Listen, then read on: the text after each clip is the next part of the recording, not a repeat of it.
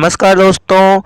आप सभी कैसे हैं। आज आपका हिंदी का पेपर आने वाला है और आपके पेपर के लिए मैं बिल्कुल 100% हिंदी ग्रामर लाया हूँ और इसको पढ़कर यदि आप जाते हैं तो मैं आपको गारंटी देता हूँ कि आपके पेपर में आपको ग्रामर यही मिलने वाली है, इससे कुछ बाहर नहीं जाएगा। और अगर बाहर जाता है तो आप बिल्कुल मुझसे बोल सकते हो कि सर आपने झूठ बोला।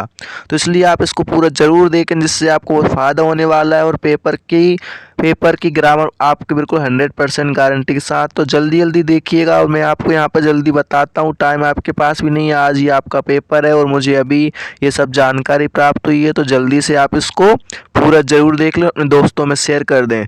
तो यहाँ पे आपको ये जो दिया है, आपको ये सब याद करना है। भक्तिकाल छायावाद की विशेषताएं जो आपकी आने वाली हैं प्रयोगवाद की, इसमें से आपको ज़रूर आने वाला है। तो यहाँ पे हम देखेंगे, फिर यहाँ पे आपको काव्य की परिभाषा आने वाली, जिसमें आपको सर्व काव्य दृश्य काव्य ज़्यादा नहीं लिखना है, सिर्फ आपको काव्य की परिभाषा जो आने वाली है।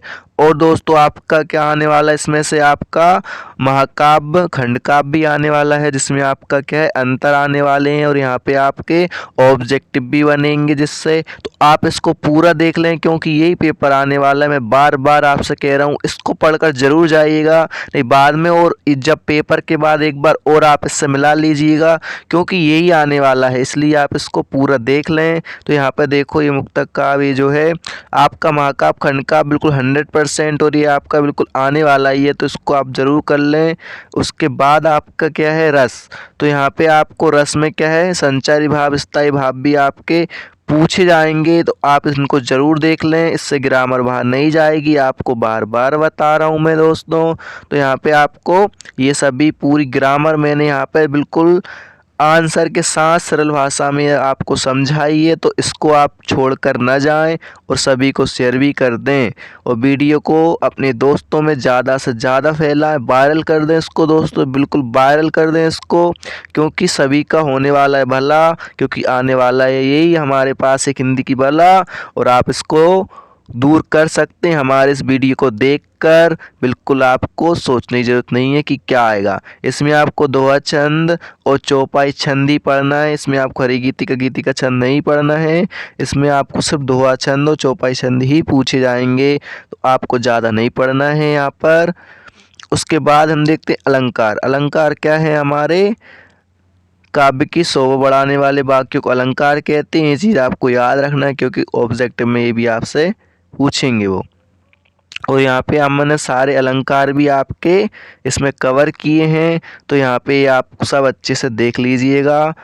उसके बाद यहाँ पे कहानी उपन्यास में अंतर भी देख लीजिएगा। याद रखना, कहानी जो तुम्हारा उपन्यास है, मुंशी प्रेमचंद को उपन्यास सम्राट कहा जाता है। आपका पहला जो उपन्यास परीक्षा गुरु है और आपका पहला आंचलिक आंचलिक उपन्यास क्या है, देहाती दुनिया है। तो ये आप याद रखना, जो मैं लिख नहीं पाया हूँ, मुझे अभी जानकारी मिली है, इसलिए आप उसको देख लें। तो यहाँ नाटक एकांकी और रेखाचित्र संस्मरण, यहाँ पे आपको ध्यान ही रखना है कि नाटक बड़ा होता है, एकांकी छोटी होती है। तो आपको ज़्यादा कुछ नहीं आता है तो यहाँ लिख देना है, आपको नाटक में ज़्यादा पात्र होते हैं, एकांकी में कम होते हैं। नाटक में फैला विस्तार ज़्यादा होता है, एकांकी में कम होता है। बस आपको सिर्फ दो अंतर लिखना है, और एक आध चाहो तो यहाँ पे नीचे उदाहरण दे सकते हो। आपको ज़्यादा नहीं लिखना है, सिर्फ दो अंतर लिखना है, सभी में दो अंतर और एक एक उदाहरण। तो आप ज़्यादा ना देखें, जो आपको सरल लगे उतना आप लिख दें, दो अंतर और एक एक उदाहरण बस। और यदि आप उदाहरण भूल जाते हो तो आपको उदाहरण नहीं लिखना है, मत लिखिए। उससे कोई इशू नहीं आता है, आपके में कोई नंबरिंग कम नहीं होगी। आपको सिर्फ 2 से 3 पॉइंट लिखोगे तब भी आपकी मार्किंग पूरी होगी यहाँ पर। तो ये आपके नाटक एकांकी। यहाँ पे आत्मकथा और जीवनी। तो आत्मकथा स्वयं के द्वारा लिखी जाती है, जीवनी क्या है, किसी दूसरे के द्वारा लिखी जाती है। अब जब आत्मकथा अपन स्वयं लिखेंगे तो क्या होगा, इसमें क्या करेगा, लेखन स्वयं के बारे में लिखेगा। और जीवनी दूसरे के द्वारा लिखी जाएगी तो क्या होगा, दूसरे के द्वारा लिखी जाएगी, किसी किसी महापुरुष की लिखी जाएगी। ठीक है, आत्मकथा स्वयं द्वारा लिखी जाएगी तो अपने जीवन काल में ही लिखी जाएगी। और जीवनी अपन जब दूसरा लिख रहा है तो क्या करेगा, वो कभी भी लिख सकता है। तो तुम्हारे आत्मकथा शब्द के प्रयोग महात्मा गांधी, यदि आप देना चाहो इसका उदाहरण तो दे सकते हो, आवारा मसीह, विष्णु प्रभाकर, प्रकार। इसी प्रकार विज्ञापन लेखन, सूचना लेखन।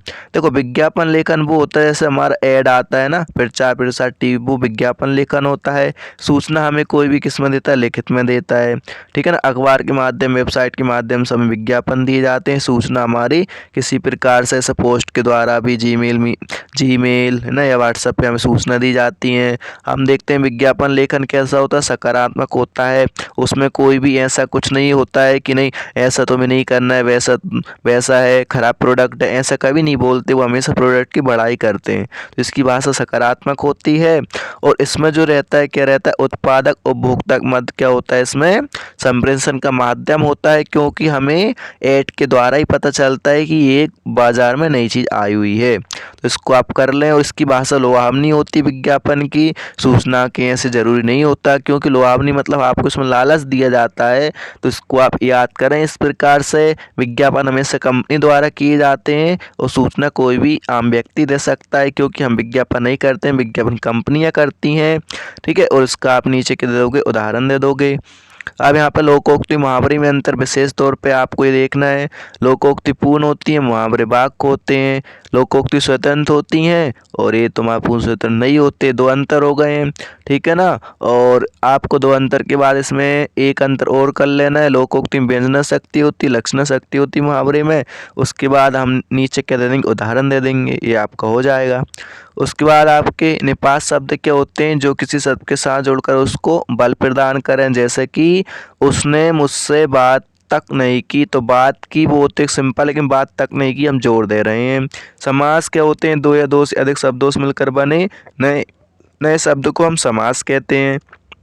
समास कितने 6 प्रकार के होते हैं, आपको 6 प्रकार कर लेना है। विशेषण जो क्या हो, संज्ञा सर्वनाम विशेषता बताएं, जैसे कि भाई एक सुंदर घर है, सुंदर लड़का है, लड़की है। क्रिया विशेषण जो क्रिया की विशेषता बताते हैं, ठीक है ना। अनेकार्थी शब्द जिनके एक से ज़्यादा अर्थ होते हैं। तो यहाँ दोस्तों ये क्लास 10th का पेपर की पूरी ग्रामर हमने कंप्लीट कर दी है।